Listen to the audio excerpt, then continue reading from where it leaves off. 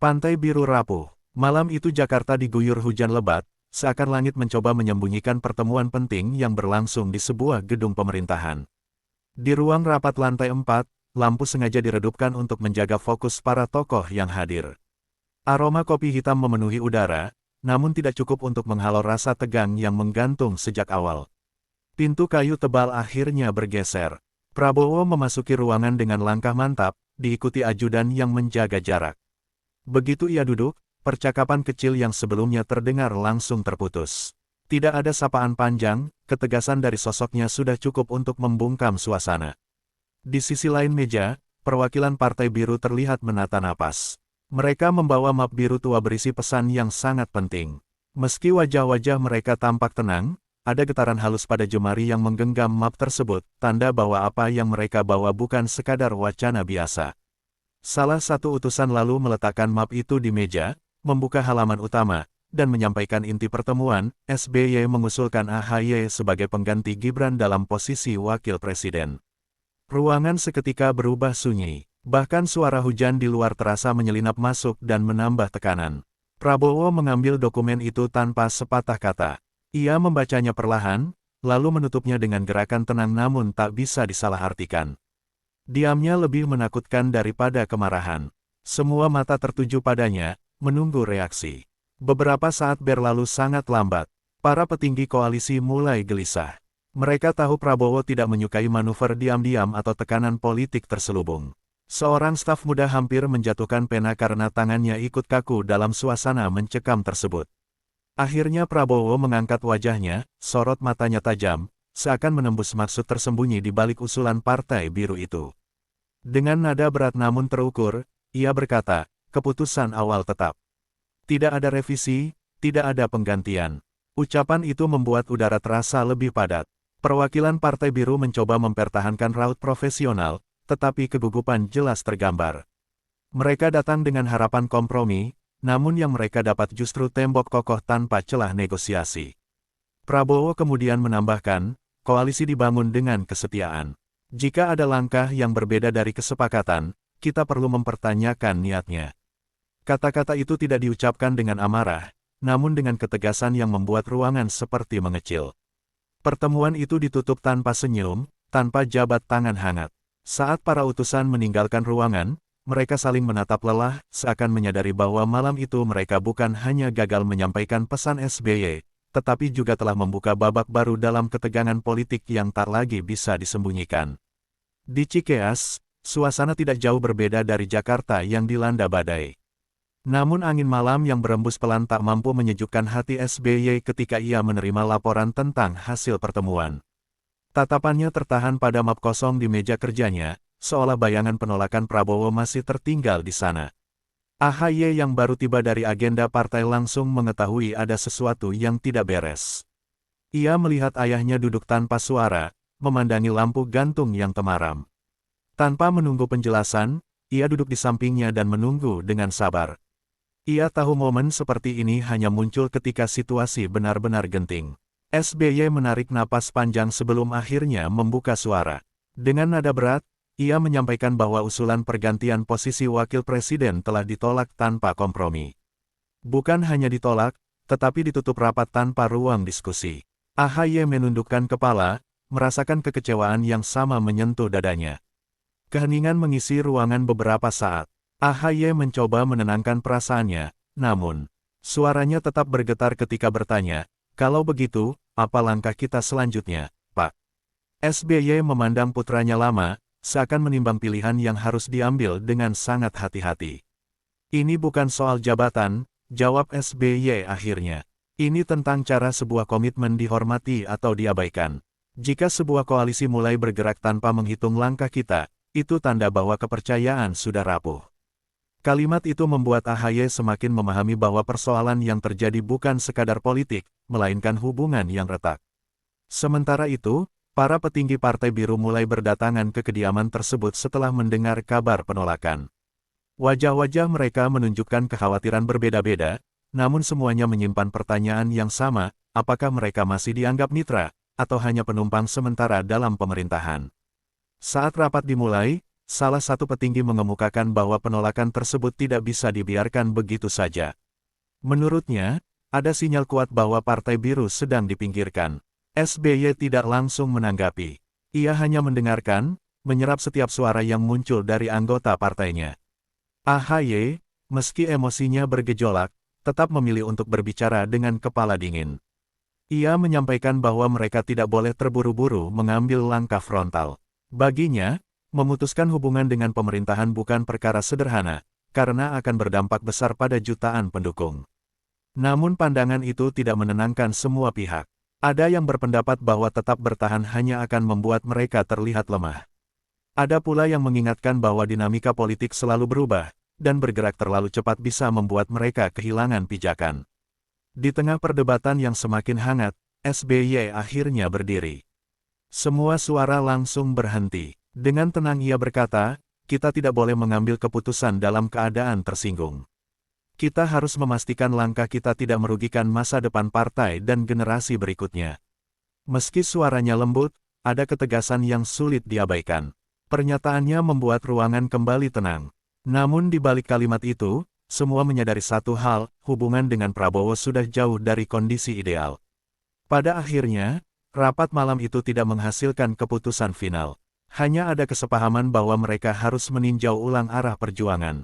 Ketika satu persatu petinggi meninggalkan ruangan, sisa ketegangan masih menggantung seperti awan gelap yang enggan pergi.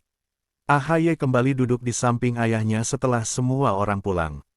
Mereka terdiam lama, sama-sama menyadari bahwa malam itu bukan sekadar penolakan.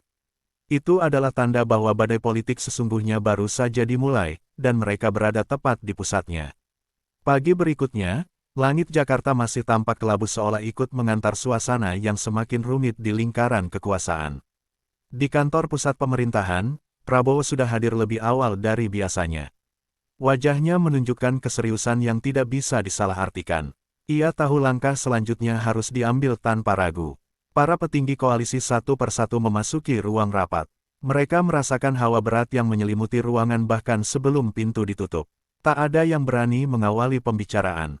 Semua menunggu, karena mereka menyadari keputusan Prabowo hari ini akan menentukan masa depan hubungan antar partai. Ketika rapat dimulai, Prabowo langsung mengambil alih pembicaraan.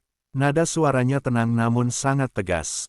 Ia menjelaskan bahwa manuver diam-diam semalam bukan sekadar usulan, tetapi sinyal bahwa sebagian pihak mulai bergerak di luar komitmen awal. Jika kesetiaan mulai dipertanyakan, ucapnya, maka stabilitas negara ikut terancam. Beberapa petinggi yang hadir terlihat saling melirik. Mereka memahami arah ucapan itu. Penolakan terhadap usulan SBY rupanya bukan akhir cerita, itu justru awal dari langkah yang lebih keras. Prabowo tidak ingin pemerintahannya digoyahkan oleh manuver politik yang menurutnya tidak jujur. Salah satu anggota koalisi mencoba meredam situasi dengan mengusulkan dialog terbuka dengan Partai Biru. Namun Prabowo menggeleng pelan. Kita sudah memberi ruang cukup lama, katanya. Jika mereka masih mencoba membuka celah negosiasi sepihak, itu artinya mereka sudah memutus garis kepercayaan. Kata-kata itu membuat suasana semakin kaku. Tidak ada yang berani menambahkan komentar. Bahkan ketukan jam dinding terdengar lebih jelas di tengah keheningan itu. Prabowo kemudian menundukkan kepala sebentar, seperti sedang menyusun kalimat berikutnya dengan sangat hati-hati. Setelah beberapa saat, ia kembali menatap seluruh peserta rapat. Saya tidak bisa mempertahankan pihak yang memilih berjalan dengan agenda mereka sendiri, ujarnya. Koalisi ini tidak mungkin kokoh jika setiap langkah harus dibayangi tekanan. Ucapannya jelas menuju satu arah, tanpa perlu menyebut nama. Keputusan itu disambut ekspresi campur aduk. Ada yang mengangguk setuju, ada yang tampak ragu, namun tidak ada yang berani membantah. Semua tahu Prabowo bukan tipe pemimpin yang bersedia menerima ancaman terselubung, apalagi dalam hal yang menyangkut loyalitas. Di luar ruangan, rumor mulai menyebar cepat. Para staf yang melihat wajah-wajah tegang dari dalam rapat langsung tahu bahwa keputusan besar sedang dipersiapkan. Bisikan-bisikan kecil hadir di setiap lorong, menandai betapa situasi kini telah mencapai titik yang tidak bisa ditarik kembali. Prabowo lalu memberikan instruksi akhir, komunikasi resmi dengan Partai Biru akan dibatasi. Semua jalur koordinasi yang sebelumnya terbuka kini harus melalui verifikasi ketat. Keputusan itu langsung membuat beberapa orang terperangah, karena langkah tersebut menandakan bahwa jarak antara kedua pihak sudah seperti jurang yang sulit dijembatani. Setelah rapat ditutup, Prabowo tidak langsung meninggalkan ruangan. Ia berdiri sejenak, memandangi kursi-kursi kosong yang baru saja diduduki para petinggi. Ada sorot penyesalan kecil di matanya, namun bukan kelembutan, lebih seperti kekecewaan yang dipaksakan menjadi ketegasan. Sementara itu, kabar mengenai sikap keras Prabowo mulai menyebar ke media politik internal. Dalam hitungan jam, semua pihak paham bahwa hubungan dengan Partai Biru sudah berada di ambang perpecahan. Langkah Prabowo menjadi tamparan keras bahwa ia tidak akan membiarkan pemerintahan dibayangi agenda terselubung. Hari itu berakhir dengan satu pesan penting, badai yang dimulai dari penolakan semalam kini berubah menjadi angin besar yang siap menggoyang struktur kekuasaan. Dan semua orang tahu, ini baru permulaan. Kabar mengenai sikap keras Prabowo menyebar jauh lebih cepat daripada yang diperkirakan. Pagi itu, layar televisi nasional dipenuhi analis politik yang mencoba menafsirkan arah situasi. Komentator saling melempar opini, namun satu hal disepakati semua, hubungan antara pemerintah dan Partai Biru sedang berada di titik paling rapuh. Di media sosial, situasinya jauh lebih kacau. Pendukung Partai Biru merasa perlakuan yang diberikan terlalu kejam, sementara pendukung Prabowo menilai langkah tersebut wajar untuk menjaga stabilitas.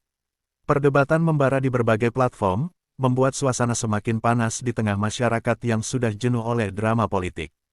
Hashtag saling bersahutan, menandakan betapa isu ini memecah opini publik. Ada yang menuduh Partai Biru melakukan manuver licik, ada pula yang menganggap Prabowo telah bertindak otoriter. Dalam hitungan jam, diskusi daring berubah menjadi benturan argumen tanpa arah. Di sisi lain, kantor pusat Partai Biru tidak kalah tegang. Para kader berdatangan dengan wajah penuh resah. Mereka membaca laporan-laporan yang datang bertubi-tubi tentang pembatasan komunikasi dari pihak pemerintah. Beberapa mulai merasa bahwa pintu koalisi telah benar-benar tertutup. AHY berjalan bolak-balik di ruang rapat besar, memegang ponsel yang terus berdering. Dalam dirinya, ia berusaha menjaga ketenangan, tetapi berita yang masuk membuat dadanya sesak. Ia tahu dinamika yang terjadi bukan hanya soal partai, melainkan soal harga diri dan posisi politik yang mereka pertahankan selama ini. Ketika rapat dimulai, suasana sangat panas. Beberapa petinggi menyuarakan bahwa tindakan Prabowo sudah melewati batas. Mereka merasa tidak diberi kesempatan untuk menjelaskan maksud sebenarnya dari usulan SBY. Emosi mewarnai diskusi, membuat suasana semakin sulit dikendalikan. AHY mencoba menenangkan ruangan. Dengan suara tegas, ia mengatakan bahwa reaksi yang berlebihan hanya akan memperburuk keadaan. Baginya, langkah paling masuk akal adalah menahan diri sambil menunggu kejelasan dari pihak pemerintah. Namun tidak semua setuju dengan pendekatan itu. Sebagian petinggi menilai bahwa ketenangan justru akan membuat mereka tampak pasif. Menurut mereka, publik perlu melihat keberanian Partai Biru dalam menghadapi tekanan. Mereka tidak ingin nama partai tenggelam dalam narasi yang dianggap tidak adil. Di tengah perdebatan itu, SBY memasuki ruangan dengan langkah pelan namun pasti. Kehadirannya langsung mengubah suasana. Semua berdiri dan terdiam. Ia meminta rapat dilanjutkan, namun dengan pendekatan yang lebih jernih. Kita harus melihat situasi ini dengan pikiran dingin, ujarnya. SBY memaparkan bahwa setiap tindakan yang diambil hari ini akan menentukan arah partai untuk waktu panjang. Ia menyarankan agar tidak ada pernyataan emosional yang dilempar ke publik. Jika kita terburu-buru, kita akan terjebak dalam strategi pihak lain, katanya sambil menatap satu persatu anggota yang hadir. Pendapat itu meredakan sebagian ketegangan, namun tidak sepenuhnya menghapus kegelisahan yang menggantung. Para petinggi sadar bahwa keputusan final mungkin harus diambil segera, terutama jika pemerintah terus memperlihatkan tanda-tanda perpindahan arah. Sementara rapat belum menghasilkan kesimpulan, kabar dari luar semakin menjadi-jadi. Massa pendukung mulai berkumpul di beberapa kota, membawa spanduk dan teriakan yang mencerminkan kekecewaan maupun dukungan. Suasana nasional perlahan-lahan berubah menjadi medan pertempuran opini yang sulit ditebak arahnya. Malam itu, ketika AHY kembali ke ruang kerjanya, ia menatap ponselnya yang dipenuhi notifikasi. Sorot matanya menunjukkan beban yang semakin berat. Ia menyadari bahwa gelombang yang sedang terjadi bukan lagi sekadar retakan politik, ini sudah menjadi badai besar yang tidak mudah ditenangkan. Pagi itu, istana tampak jauh lebih sibuk dari biasanya. Para staf berlalu lalang dengan cepat, membawa laporan terbaru tentang meningkatnya ketegangan antara pendukung pemerintah dan massa Partai Biru. Prabowo duduk di ruang kerjanya, menatap deretan dokumen yang menumpuk di mejanya. Ia tahu bahwa hari ini adalah momen menentukan. Telepon dari Menteri Koordinator tiba-tiba berdering, memberi informasi bahwa beberapa daerah mulai menunjukkan tanda-tanda aksi besar. Prabowo mendengarkan tanpa berkata apapun. Ketika telepon ditutup, ia memejamkan mata sejenak, mencoba menenangkan pikirannya yang dihantam gelombang berita bertubi-tubi. Di ruang rapat utama, jajaran menteri telah berkumpul. Mereka menunggu arahan langsung dari Prabowo mengenai langkah yang harus diambil. Saat Prabowo memasuki ruangan, semua berdiri. Tidak ada salam hangat, hanya kesadaran bahwa diskusi hari ini akan menuntut keputusan yang tidak mudah. Prabowo memulai rapat dengan menyampaikan bahwa kondisi negara tidak boleh terjebak dalam perselisihan internal. Ia menekankan bahwa pemerintahan harus tetap berjalan tanpa tekanan dari pihak manapun. Kita tidak bisa membiarkan instabilitas tumbuh, katanya dengan suara mantap. Seorang menteri kemudian bertanya apakah pemerintah akan membuka kembali jalur komunikasi dengan Partai Biru. Pertanyaan itu membuat seluruh ruangan menahan napas. Namun Prabowo menjawab tanpa ragu, selama agenda mereka tidak jelas, tidak ada ruang diskusi. Kalimat itu meluncur tegas, seperti palu yang menghentak meja kekuasaan. Di Cikeas, suasana sama sekali tidak tenang. SBY dan AHY mengikuti perkembangan melalui laporan internal dan berita televisi. Mereka melihat betapa cepatnya opini publik berubah menjadi tekanan nyata. AHY semakin gelisah setiap kali melihat massa yang berteriak di depan kantor-kantor daerah. SBY duduk di depan layar monitor, memperhatikan situasi dengan pandangan tenang namun penuh penilaian. Keadaan ini bisa bergerak ke arah yang tidak kita inginkan, ucapnya. AHY mengangguk, meski ia tampak berusaha keras menyembunyikan rasa frustrasi yang terus tumbuh sejak penolakan itu terjadi. Partai Biru kembali menggelar rapat darurat. Kali ini suasananya lebih berat daripada sebelumnya. Seorang senior partai menyampaikan bahwa tekanan dari para kader di daerah semakin kuat. Banyak yang menuntut sikap tegas, karena mereka merasa tidak dihargai dalam dinamika politik terbaru. AHY mencoba menjembatani dua kubu yang berbeda pendapat. Ia menekankan bahwa reaksi impulsif hanya akan menciptakan celah bagi pihak lain untuk mengendalikan narasi. Jika kita bertindak salah langkah, kita hanya akan memperkuat posisi lawan, jelasnya. Tetapi sebagian petinggi menilai bahwa sikap terlalu lembut justru memperburuk citra partai. Ketika situasi semakin panas, SBY kembali mengambil posisi sebagai penyejuk. Ia berdiri di tengah ruangan dan berkata, kita tidak bisa sekadar merespons emosi massa. Kita harus menentukan arah yang memberi manfaat jangka panjang. Kata-katanya menenangkan sebagian besar anggota, namun bayang-bayang krisis tetap menggantung. Sementara itu di istana, Prabowo mengadakan konferensi pers mendadak. Wartawan dari berbagai media berdiri rapat di depan podium, menunggu pernyataan resmi yang akan menentukan arah politik nasional. Ketika Prabowo muncul, suasana langsung berubah sunyi. Dengan suara mantap, ia menyatakan bahwa pemerintah tidak akan tunduk pada tekanan apapun. Ia menegaskan kembali bahwa posisi wakil presiden tidak akan berubah, dan keputusan terkait formasi koalisi berada sepenuhnya di tangan pemerintah. Negara ini tidak boleh dikendalikan oleh kepentingan pribadi, ujarnya. Pernyataan itu membuat gelombang besar di dunia politik. Pendukung Prabowo bersorak, sementara barisan Partai Biru terpukul. Di Cikeas, AHY menatap layar televisi dengan wajah yang sulit disembunyikan emosinya. Ia tahu bahwa sejak saat itu, hubungan mereka dengan pemerintah telah memasuki babak baru yang jauh lebih tajam. Malam itu, negara berada di dua kutub berbeda. Di satu sisi, istana berdiri teguh dengan keputusan yang sudah diambil. Di sisi lain, Partai Biru mulai menata ulang strategi untuk bertahan dari badai besar yang sedang berkecamuk. Dan di antara keduanya, publik menyaksikan sejarah baru yang perlahan terbentuk di depan mata.